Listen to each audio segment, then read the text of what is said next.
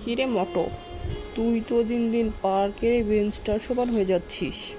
আর কিছুদিন পর তুই বসলে তো বেঞ্চটাই ভেঙে যাবে। আরে ধুর বেটা, হিংসা করিস না। এটাকে বলে রাজকীয় স্বাস্থ্য। তোর মতো হাড্ডিসার তো না যে হালকা বাতাস আসলেই কাগজের মতো উড়ে যাব। আরে না রে ভাই, আমি হলাম ফিট, নিয়মিত জিম করি, ডায়েট করি। আর তুই সকাল বিকাল খালি খাই খাই। এভাবে চললে তো একদিন ঘরের দরজা দিয়েও ঢুকতে পারবি না রে, দেয়াল ভাঙা লাগবে। আর শোন চিকনা, মোটা মানুষের মন কিন্তু অনেক বড় হয় বুঝলি। আর তুই যে এত ডায়েট করিস লাভটা কি? কাল রাতে যখন ঝড় আসছিল তোকে তো ল্যাম্পপোস্টের সাথে দড়ি দিয়ে বেঁধে রাখতে হয়েছিল যাতে উড়ে না যাস।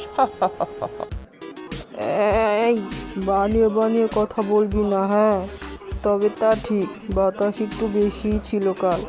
কিন্তু তোর এই বিশাল ভুঁড়িটার ওজন কত রে? চলতে ফিরতে কষ্ট হয় না তোর? আরে, এটাকে ভুঁড়ি বলবি না, এটা হলো খাবারের গুদাম ঘর। আর শোন, শীতকালে আমার কিন্তু তোর মতো 3টা কম্বল লাগে না রে। এই চর্বি আমাকে গরম রাখে। তুই তো শীতে কাঁপতে কাঁপতে মোবাইল ভাইব্রেশনের মতো হয়ে যাস রে। আচ্ছা বাবা, বুঝলাম। তোর লজিকের কাছে কেউ পারবে না। তা আজ তোকে একটা চ্যালেঞ্জ দিই। চল, ওই দূরের গাছটা পর্যন্ত একটা দৌড় প্রতিযোগিতা হয়ে যাক, দেখি কার কত দম। দৌড়াদৌড়ি আমার ডিকশনারিতে নেই রে ভাই।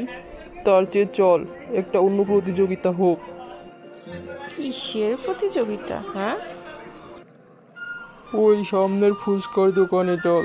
তুই টাকা দিবি আর আমি খাবো। দেখি তুই কত টাকা খরচ করতে পারিস আর আমি কত প্লেট ওড়াতে পারি। ওখানে আসল ফিটনেস বোঝা যাবে।